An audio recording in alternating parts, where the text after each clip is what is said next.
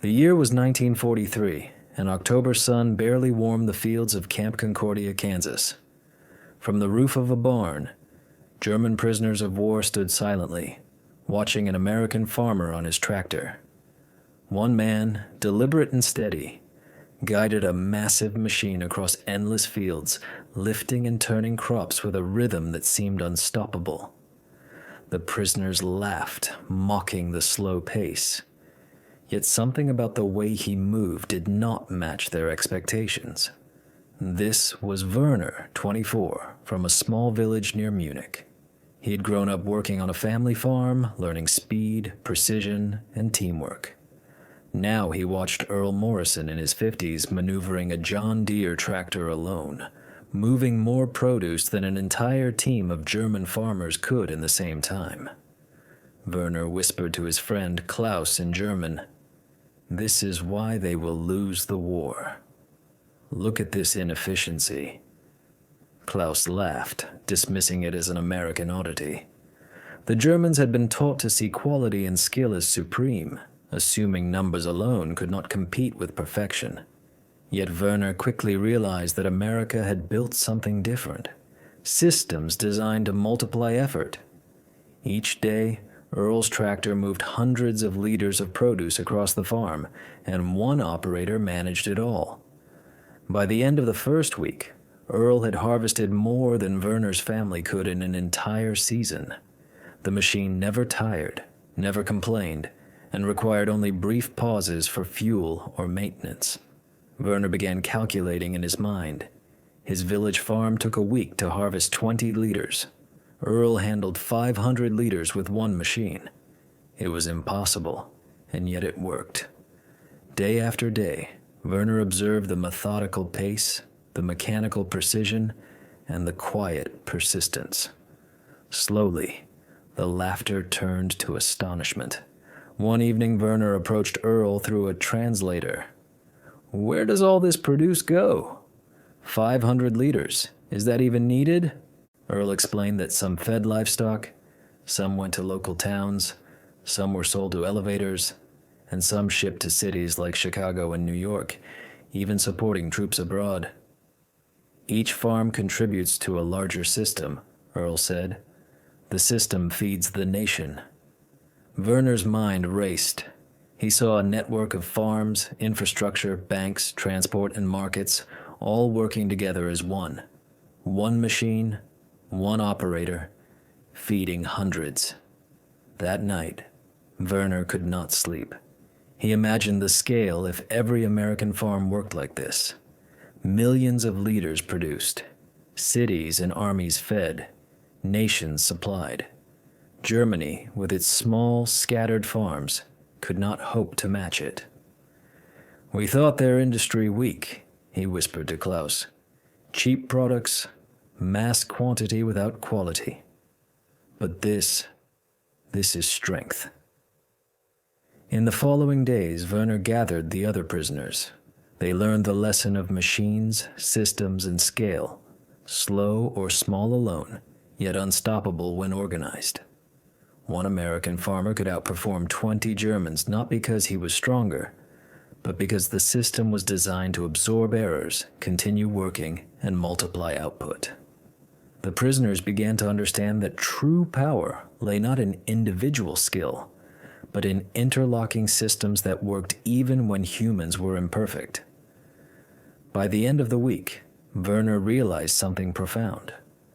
American farms, machines, and systems were not just tools. They were lessons in scale, efficiency, and resilience. "This is why they will win," he whispered to Klaus in the dark barracks. "Not strength, not skill, but system. We cannot compete with this." And in that moment, if you are watching and want to see how ordinary farms and machines shape the course of history, make sure to subscribe now.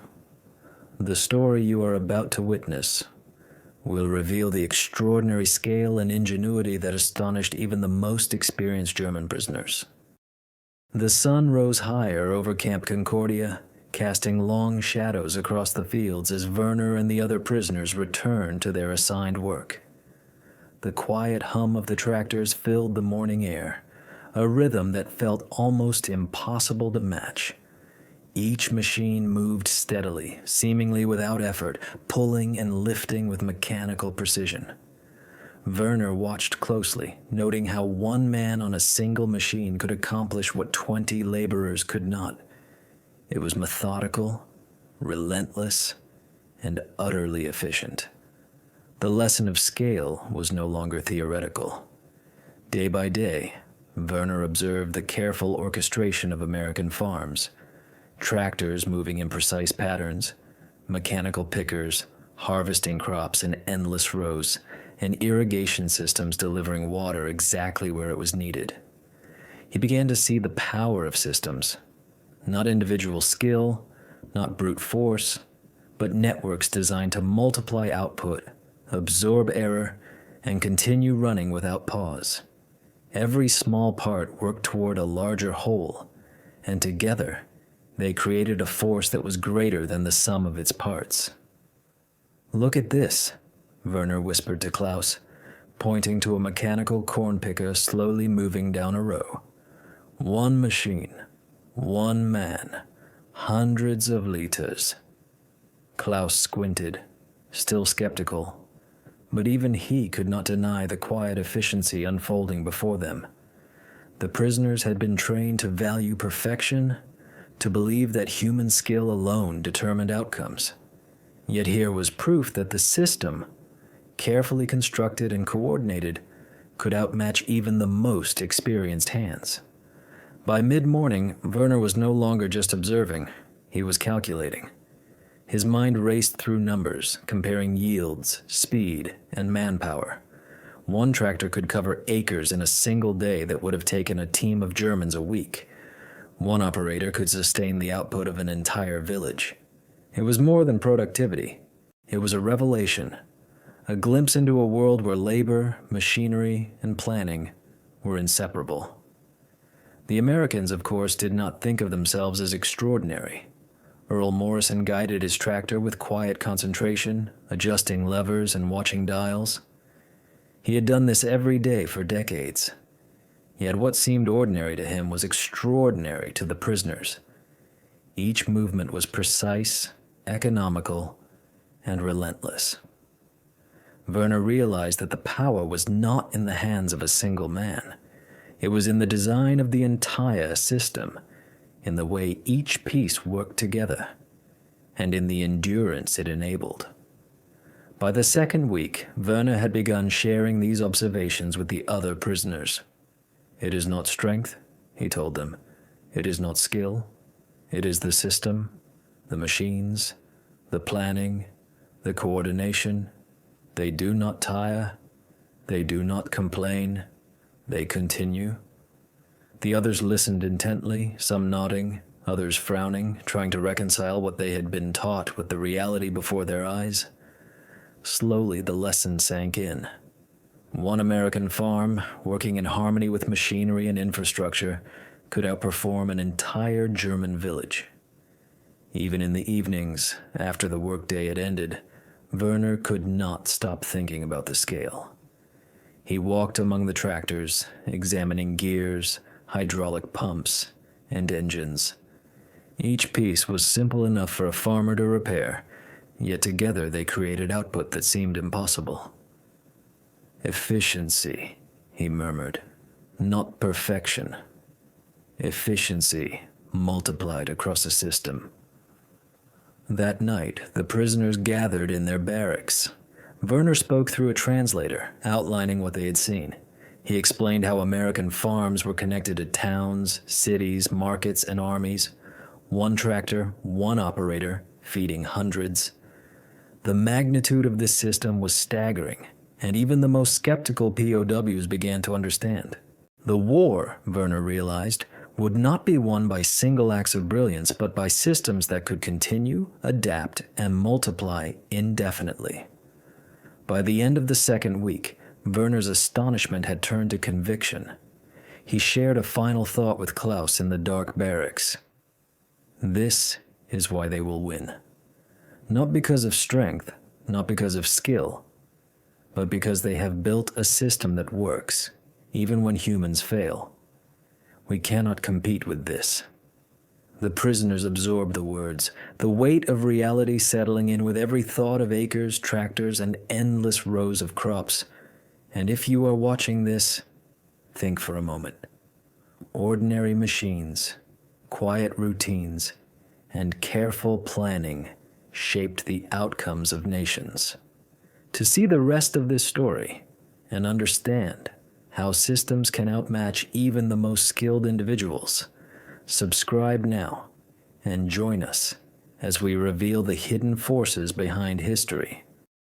The days passed, and Werner's understanding of American agriculture deepened. He saw that Earl Morrison was not simply a man driving a tractor. He was the human node in a vast interlocking system. Each field, each machine, each worker contributed to an operation larger than any single farm. Werner noted how the tractors moved with quiet rhythm, harvesting hundreds of liters of produce that no single German team could match in a month. What initially seemed slow and inefficient now revealed itself as steady, unstoppable progress. The machinery never tired. The machines never argued. They moved with purpose and persistence. Werner watched and recalculated constantly, his assumptions about productivity challenged with each passing hour. One morning, the prisoners were sent to repair a broken silo on another farm. They saw trucks arriving from neighboring farms, bringing more produce to be stored and processed. Werner was stunned. The scale was staggering. Dozens of farms feeding into a single network, a flow of resources that connected communities, cities, and even armies. Everything was timed, measured, and interconnected. He whispered to Klaus, "One machine, one man, feeding hundreds. It's a system, not just effort." Klaus nodded, though the realization was slow to sink in. The German notion of craftsmanship, of quality above all, had no answer for a network designed to multiply output through coordination and resilience. By the end of the week, Werner had begun to understand the true lesson. This was not about the strength of a single worker or even a single machine. It was about resilience. Systems that worked even when individuals faltered. Machines that could operate tirelessly. Mistakes accounted for. Redundancies built in. Every farm, every tractor, every worker was a single component in a living, breathing mechanism of national supply. It was elegant, powerful, and terrifying to someone trained to value individual skill above all else. In the evenings, Werner would gather the prisoners quietly. Through a translator, he shared what he had learned. "It is not the hand, nor the skill, nor even the strength," he explained, his voice low, "but the system. The system makes one man as powerful as 20. The system feeds cities, armies, nations, and it never rests." The men listened, their faces pale in the dim light. Slowly, laughter was replaced by reflection. They were seeing a type of genius that did not appear grand, flashy, or perfect. It appeared functional, adaptable, unstoppable. Werner's calculations grew more precise. He imagined the scope of American productivity multiplied by thousands of farms across the nation. Millions of liters of produce moving through infrastructure networks, reaching markets, feeding soldiers, and sustaining cities. Germany could not compete. No amount of individual talent, no matter how meticulously trained, could overcome an entire nation organized as a single, efficient system. "It is the system, Klaus," Werner whispered in the barracks. "Not the men, not the machines. The system wins." The truth weighed heavily on them. Victory was not solely about skill or courage. It was about capacity, coordination, and the ability to endure. If you are watching this and want to witness how a single farmer's methodical work could teach an entire army of prisoners a lesson about scale and systems, make sure to subscribe now. The story does not end here. It only grows more astonishing as the prisoners' comprehension deepens and the machinery of American farms continues to amaze. They were no longer just watching work. They were witnessing the blueprint of industrial power, the quiet but unstoppable force that would feed a nation and support a war effort on multiple fronts. By the following week, Werner and the other prisoners had become adept at operating and maintaining the machines themselves. They saw how standardization, repairability, and redundancy ensured that a machine could continue functioning under stress. They noted how fuel, parts, and labor were integrated into a seamless chain. Each correction, each repair, each adjustment demonstrated a principle unfamiliar to them. Humans were imperfect, but the system was not. The farm was a living laboratory in efficiency, resilience, and innovation. The lessons extended far beyond crops.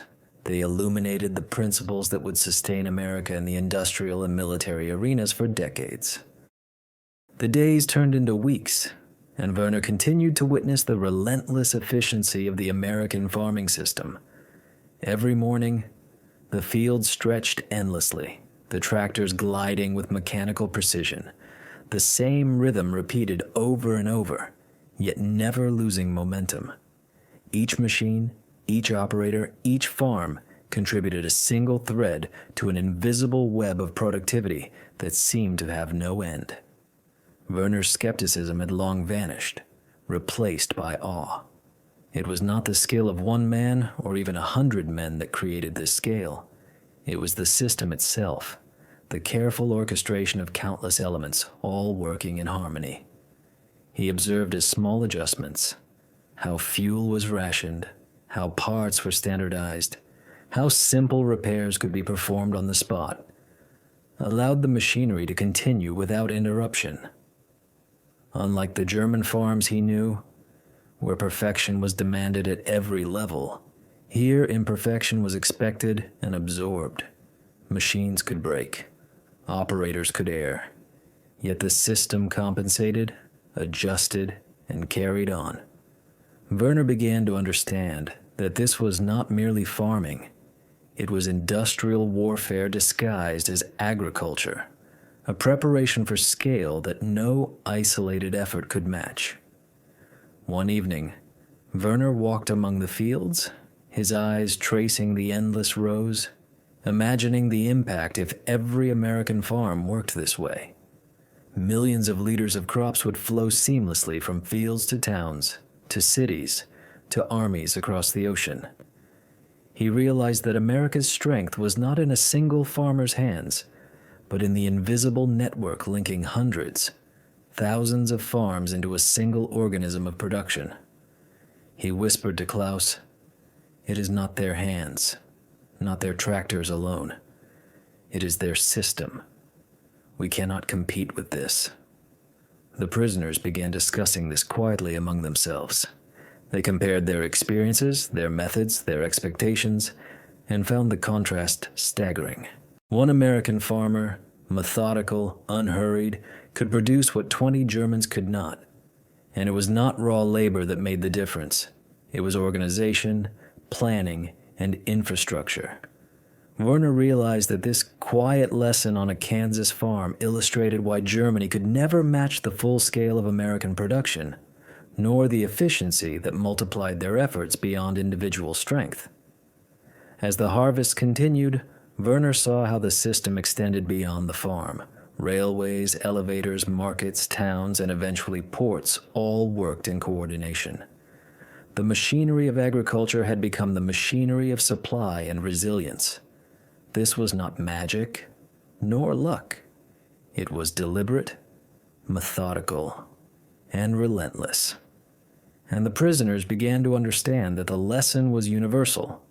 Strength alone could not match a system designed to absorb weakness, correct error, and continue unbroken. By the final day of their labor, Werner felt a deep, uneasy admiration. He had arrived at a profound truth. The war would not be won simply by skill, by perfection, or by brute force.